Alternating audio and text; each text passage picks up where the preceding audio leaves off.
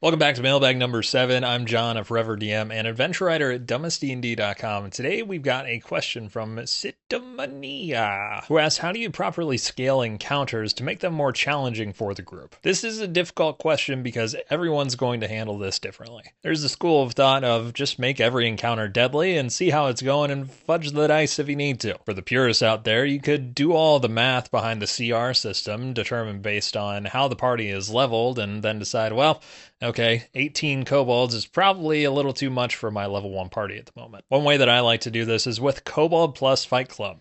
It's a website that allows you to input your party's level, as well as how many players you have, and then start creating an encounter based off of any monster from the Monsters Manual. For instance, if I put in 4 players at level 1 and then add an aboleth in as somebody that they're going to fight, CR10 monster with lair actions, it's going to tell me that this is a deadly encounter. Now, it doesn't tell you to what extent it is deadly, so just make sure if you're going to use this, you understand that as well. CR10 against 4 level 1s is a bad idea, and an aboleth is, that's TPK right there. It'll give you rankings based on trivial, easy, medium, hard, or deadly.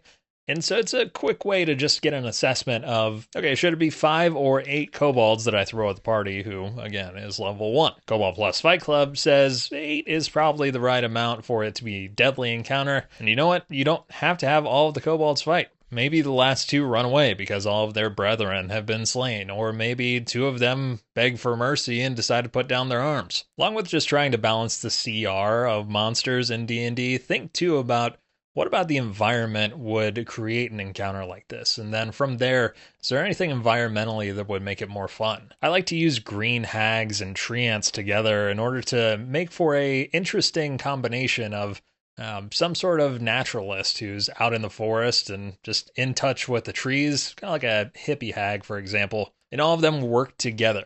You can also dip into something that Matt Colville brought up a long time ago of action-oriented monsters.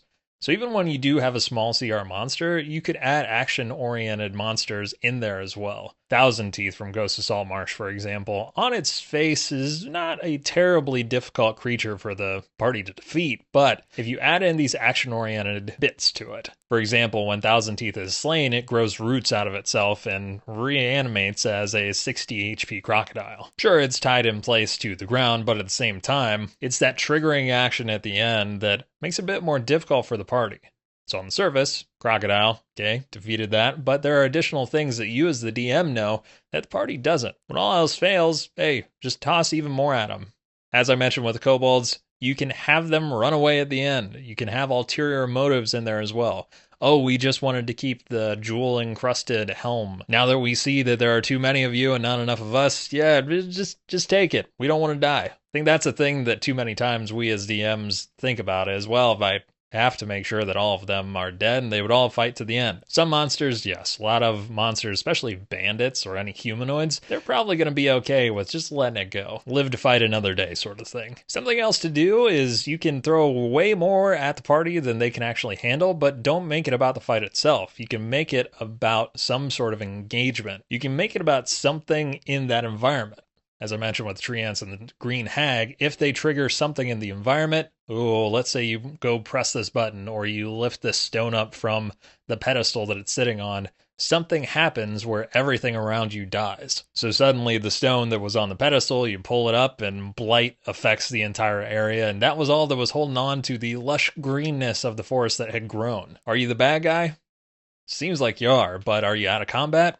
Also, yes. By giving an additional motive while you're in combat, it allows the party to decide, do I really want to defeat all of these monsters, or is it just fine to go retrieve the MacGuffin and get out of here? The party that I DM for has several times decided, you know what, this is not worth it. Let's get the bag and go. Salvage Operation, for example, they bypass an entire section of that module just by saying, yeah, we found this entrance and we're gonna blitz right past this guy and not worry about who he is or why he's there. As a DM, it wasn't very rewarding, but at the same time, the party used their creativity to make sure that they got the item they needed and got out of there. So if you wanted to just be standard hack and slash and have them go in and defeat some monsters, yes, you need to make sure that you balance the encounter, teetering on hard and deadly most times. There's a lot more that goes into it. Action economy, damage dealt per round, All of this can be calculated, but an easier way that I found is give them some other opportunity, and